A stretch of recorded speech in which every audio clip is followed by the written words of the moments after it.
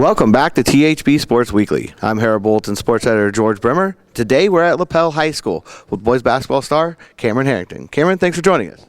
Thank you. How's the season gone so far? Being number one, I think now 3 weeks in a row.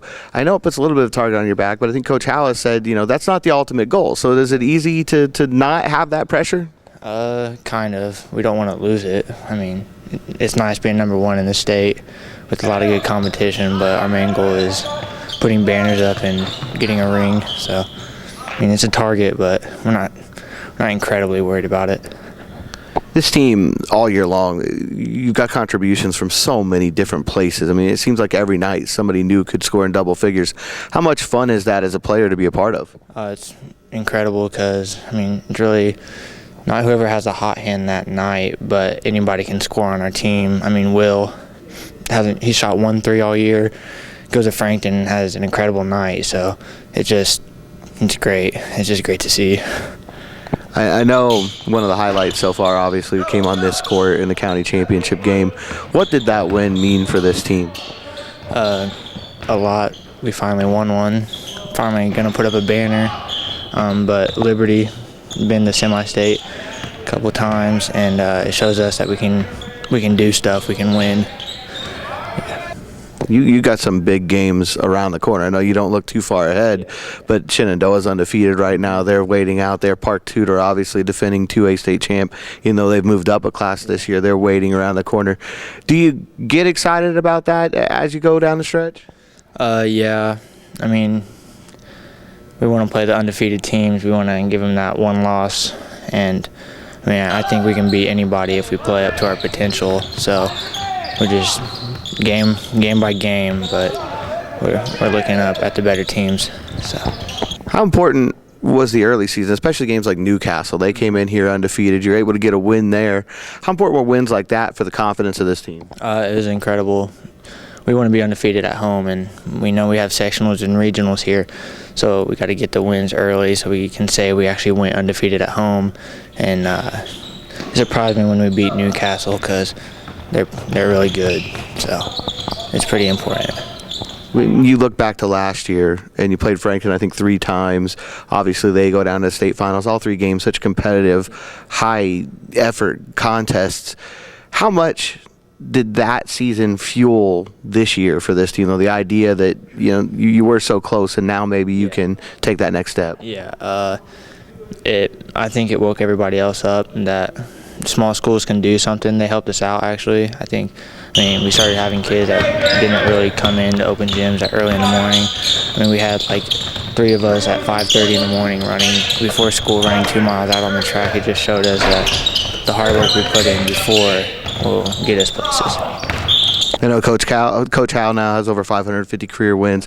Obviously, his resume speaks for itself, but every day you just got to look up there at a banner. Is that motivation, that state title, knowing it's been done here before? Yeah, it is. I mean, we haven't won a sectional since then, so it'd be pretty cool to win sectional and then just go to state and win that too. So, I mean, yeah, he's a great coach. I mean, you got to love the guy. He's done great things for basketball. He's made us into who we are now, so just love him. Got to. I know it's a process, and obviously the end goal is obvious, but is it important right now to take every day? I mean, today you had a practice, and there's things that you can do to get better. Is that really where the focus is? Yeah. We're day by day. I mean, we know where we want to be, but we're just scratching the surface right now where we could be. And if we just hard work and practice, it will pay off. We know it, so just got to work hard every day. All right, thanks a lot for your time. When we come back, we'll be with head coach Jimmie Howell. Thank you. Want to know how your team did? Follow at THB Sports on Twitter for the latest scores, stories, videos, updates, and more. Welcome back to Lapel High School. We're here with the Bulldogs head coach Jimmie Howell. Coach, thanks for joining us. You're welcome, George. Coach, you've had the number 1 ranking now, I think, about 3 weeks, but obviously, like you said, that's not the number 1 goal, obviously, this season. But have you been impressed with the way the team's handled that status and the way they played with that ranking? I think so. I think the kids, they appreciate the recognition that we're getting. Obviously, we're more interested in being number 1 at the end of March than we are right now, but it's good for the community, it's good for the school, and it's good for the kids. Looking at the schedule down the stretch here, and you got some big games coming up. Obviously, Shenandoah is undefeated right now. Park Tudor's a defending 2A champion, though they've gone up a class. Is that, do you like that you've got some games that should be preparing you pretty well for the postseason as you head down the last month or so of the season? Yes, I think if you look at our last 7 games, we have Garin Catholic defending 3A champ coming in here. Then we play Shenandoah at home. We play Hagerstown down at Bankers Life, and Hagerstown's a very good team. Have to go to Speedway, which I don't think we've beaten them at Speedway before. And then the last week is as good as anybody's in the state, as tough as anybody's in the state, going to Park Tudor and then coming back against Tipton. So, we're playing some really quality teams here toward the end of the year.